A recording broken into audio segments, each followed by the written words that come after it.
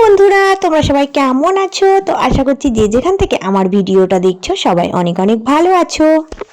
আজকে আমি তোমাদের সাথে একটা খুব সুন্দর ব্লাউজ পিঠের ডিজাইন শেয়ার করব। একদম মাপ সহ তোমাদেরকে আমি এটা দেখিয়ে দেব তোমরা কিভাবে এই ব্লাউজ পিঠের কাটিংটা করবে। ফার্স্টেই দেখো আমি এই পিঠের পাটটা নিয়ে নিয়েছি, তো এটাতে আমি তোমাদেরকে ডিজাইনটা এঁকে দেখাবো। ডিজাইনটা কিন্তু এয়ার হোস্টেস পিঠের মধ্যে হবে। তো দেখো ফার্স্টে সামনে থেকে কিন্তু 3-এ একটা পয়েন্ট দেবে, তো 3-এ পয়েন্ট দেওয়ার পর 3 থেকে সোজা কিন্তু 3.5-এ একটা পয়েন্ট দেবে। তো 3.5 থেকে কিন্তু 1 ইঞ্চি মতো নামাবে, কিংবা 1.25 ইঞ্চি এরকম মাপ একটু দূরত্ব রেখে তারপরে কিন্তু ডিজাইনটা হবে। এবার দেখো নিচের দিকে যে যতটা বলবে ততটা পিট কাটিং ছেড়ে রাখবে, রেখে এখান থেকে সোজা কিন্তু 4 থেকে 4.5 একটা পয়েন্ট দেবে। তো এই যে 4 থেকে 4.5 যে পয়েন্টটা আছে, এই পয়েন্ট থেকে ওপরের পয়েন্ট আমাকে ত্রিভুজ আকৃতিভাবে মেলাতে হবে। এবার দেখো এই যে উপরের এই পয়েন্ট পেয়েছিলাম, ওই পয়েন্ট থেকে এখানে সোজা আমি মিলিয়েই দিয়েছি। এইবার এইটুকু কিভাবে তোমরা ডিজাইন আঁকবে আমি সেটা তোমাদের সাথে পয়েন্ট টু পয়েন্ট মাপ বলে দিচ্ছি। এবার দেখো উপরের এই কর্নারের পয়েন্ট থেকে কিন্তু 1 ইঞ্চি ছেড়ে রাখবে, এখানে একটা বিন্দু করে নেবে। এইবার এই 1 ইঞ্চি থেকে নিচে যে কর্নার পেয়েছিলাম, তো এই কর্নারটুকু তোমরা 3টে ভাগ করবে। তো আমার এখানে কিন্তু 2 ইঞ্চি করে রাখলে হয়ে যাচ্ছে, মোটামুটি 2 থেকে 2.5 ইঞ্চি গ্যাপিং রাখবে, রেখে 3টে ভাগ করবে। কিন্তু এই যে 3টে পয়েন্ট পেয়েছি, এই 3টে পয়েন্ট কিন্তু আমাকে রাউন্ড শেপ দিয়ে মেলাতে হবে।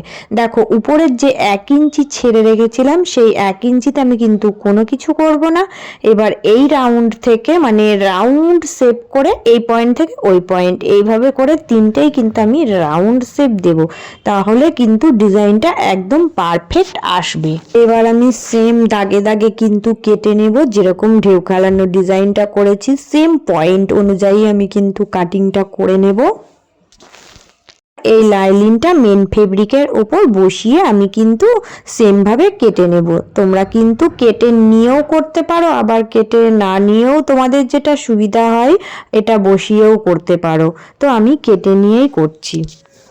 এবার দেখো আমি সোজা কিন্তু চাপ সেলাই দিয়ে এটা জয়েন করে নিয়েছি। এবার দেখো পুরো কিন্তু ছোট ছোট করে কাট লাগাবে, এই ডিজাইনগুলোর উপরে কিন্তু ছোট ছোট করে কাটটা সুন্দর করে লাগাবে, না হলে কিন্তু ডিজাইনটা সুন্দর আসবে না।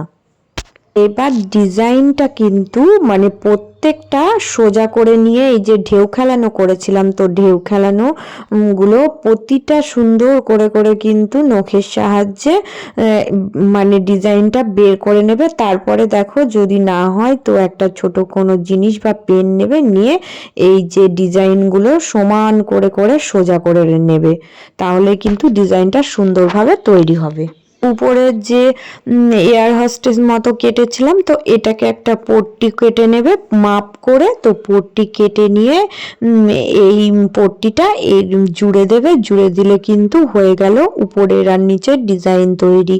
আর এই ডিজাইনটার উপর দিয়ে কিন্তু একটা সরু করে চাপ সেলাই দিয়ে নেবে, তাহলে কিন্তু ডিজাইনটা পারফেক্টভাবে বসে যাবে। দেখো ডিজাইনটা তৈরি করে এনে তোমাদেরকে আমি দেখাচ্ছি। তো এইবার ব্লাউজটা পুরো রেডি হয়ে গেছে। তো উপরে কিন্তু আমি একটা ছোট করে ফুল মানে ফিতে ঝোলাবো। তো ফিতেটা আমি ফুলটা তৈরি করছি, এই যে দুটো গোল গোল করে ভাঁজ দিয়ে নেবে, নিলেই কিন্তু হয়ে যাবে।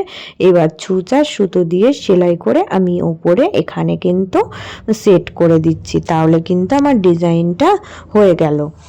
নিচের দিকেও দুটো ফিতে করে দিয়েছি। তো কাস্টমার দেখে আমাকে বলেছিল যে দুটো ফিতে নিচের দিকেও করে দেবে। তো ছোট ছোট করে ফুল লাগিয়ে দেখো ডিজাইনটা একটু অন্যরকম করার জন্য আমি নিচের দিকে দুটো ফিতে লাগিয়ে দিয়েছি। তো ডিজাইনটা এবার আমার পুরো কমপ্লিট। তো তোমরা দেখে আমাকে কমেন্ট করে জানিও কেমন হয়েছে। এটা পরে দেখাচ্ছি তো কতটা পারফেক্ট হয়েছে তোমরা বলো। তো এইভাবে মাপ অনুযায়ী ডিজাইনটা তৈরি করে নেবে, তাহলে কিন্তু খুব সুন্দরভাবে চলে আসবে।